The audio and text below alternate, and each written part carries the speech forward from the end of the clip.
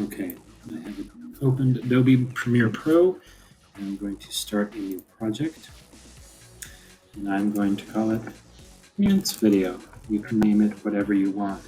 You don't have to worry about changing anything else, and click OK. And I have my 4 panels here to work with.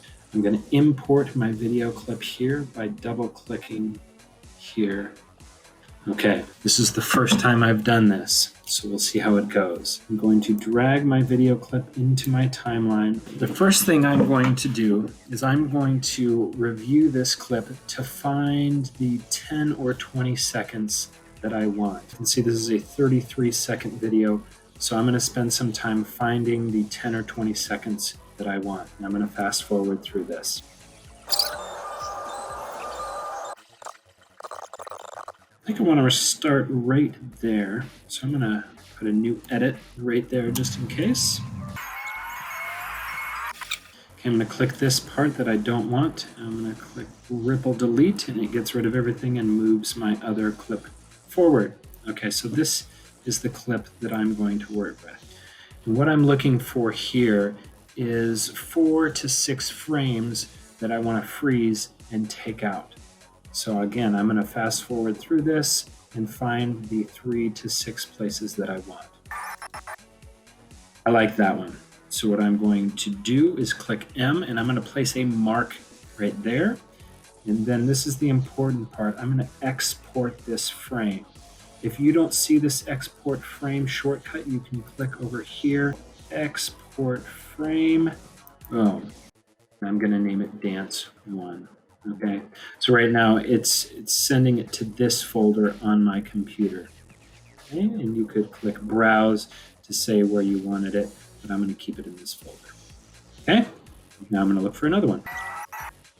Okay, here I'm going back and step back frame by frame. I like that one right there. So again, I'm going to click M to mark that spot, and without moving my playhead, I'm going to export that frame and call it Dance 2, and it will save in the same folder. And I'm going to go find another one. I like that one. I click M to mark it and export my frame, Dance 3. I'm only going to use 3 different clips. You can use as many as you want. And now comes the challenging part for me. Now I need to go into Photoshop and take those clips and pull out just the parts that I want. So I've opened up Photoshop, and I'm going to click Open. And I'm going to go find those images that I just exported from Adobe Premiere. Okay, so what I'm going to try to do is I'm going to try to remove the background and just leave Meadow there. So I'm going to find this tool. This is, I forget what this is called. The Object Selection tool. I hope this works. I'm not very good at Photoshop. Draw a marquee box around her, and it may automatically select the entire image. Look at that, it did it. It may not be perfect, but I'm gonna say that I like it. And what I'm gonna do, so right now it is selecting just her. I actually want to select everything except her. So I'm gonna click Control-Shift-I to invert the selection. That may be different on a Mac. And now that I've selected everything except her, I can click Delete or Backspace, and it's all gone. The last thing I'm going to do is just crop this. I'm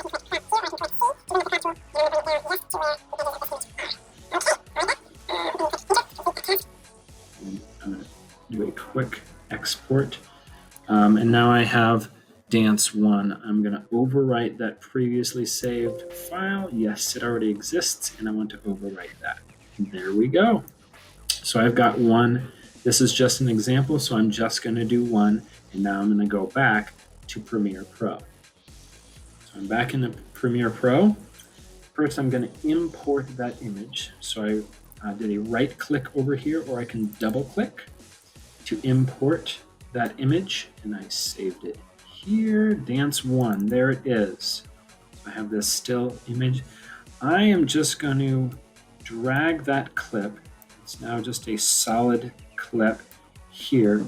Notice how Adobe Premiere automatically makes it a certain length, okay, but it doesn't move, okay? You can see that the background, this video clip, is still moving. And what's going to happen, because I made this marker here, you'll notice if I move to that marker, it snaps to my marker. So the position of the still image and the video are exactly where I need them. But because I clipped it, because I cropped it in Photoshop, I shouldn't have done that, I realize. It moved the image. So now what I'm going to have to do, unfortunately, is to move that. So I can go here, and I can position that. Well, that might be it. I'm just going to say that that's good. So, pro tip, once you pull the image out of Photoshop, do not crop it so that the original frame size of that stays exactly the same.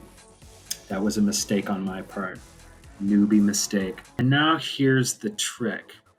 I can move this back and forth. Remember, this image doesn't move. I'm just moving its position in my movie.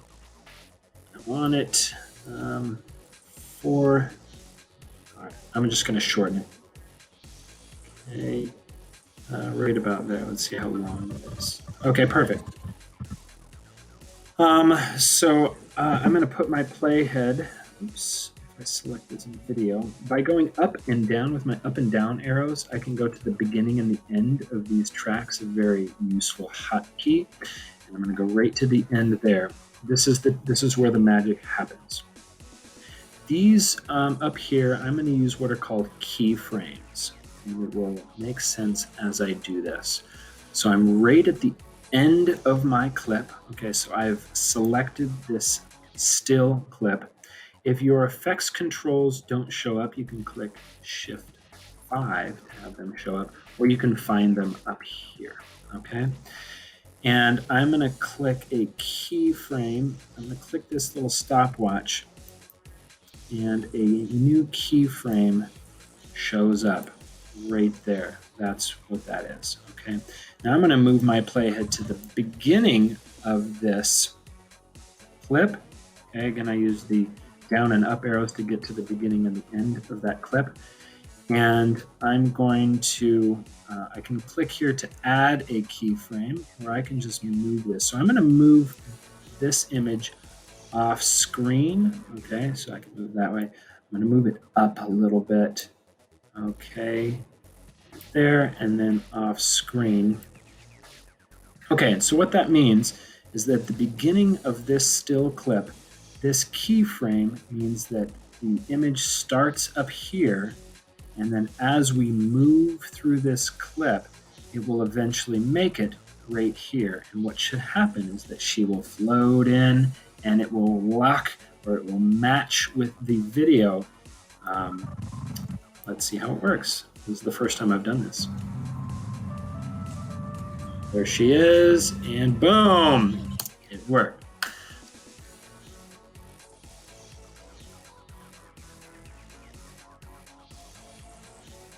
So here I've opened up my second picture, and I did the same process of selecting that, inverting the selection, and then deleting the background. But you can see, to zoom in, I hit Control and plus, and you can see that I've got some parts of this that I do not like. I don't want that there. I'm not okay with it. So I'm going to find the erase tool.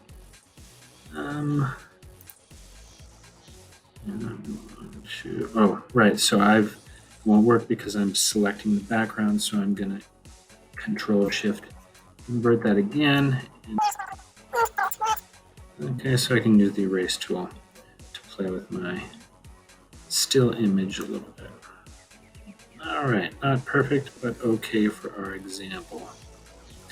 And then this time, I'm going to export without cropping. Okay, I'm back in Adobe Premiere Pro. I'm going to right click on this project panel to import my new image called Dance 2. And remember, this time I didn't crop the image so that the frame is the exact same size as my video clip. So I'm going to drag it in near my second mark. And now I shouldn't have to move it, because if it's on my mark, let's see if I can exactly on my mark, that should be on my mark. Take a closer look. There it is. I can't see it.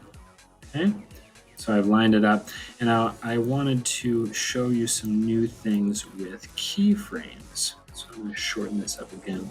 So right now I'm at the end of this clip. Remember, it's up here in my effects controls that I can play with these keyframes, right? So like we did before, I can put a keyframe right there at the end, meaning that the position will end up right there where I want it. And I can move this to the beginning, and I want to move her off screen. And this time I'm going to move her down. Now you can see if I move through this, she will come in and she matches up right there. I can do lots of different stuff. Maybe I want a keyframe here, and I want her to, I don't know, come all the way over here and back up here. Now watch. She comes up there and then comes back down and syncs up. I can do that with the size of her. Remember, scale means size. The important part here. Okay, so again, I'm on this last keyframe. I'm going to click scale, and she ends up being at 100%. I could go to the beginning of my clip, and maybe I want her to start smaller. And now she will grow as she gets to that boom.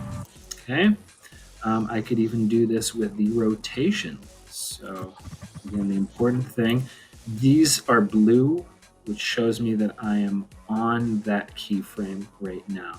I'm going to create a rotation keyframe, so at the end it's at 0 degrees of rotation, and I'm going to make her spin. Okay, so I'm at the beginning of my clip. It matches with these keyframes, and I'm just going to move this arbitrarily, and now she'll probably spin as she comes in. Zzz, boom.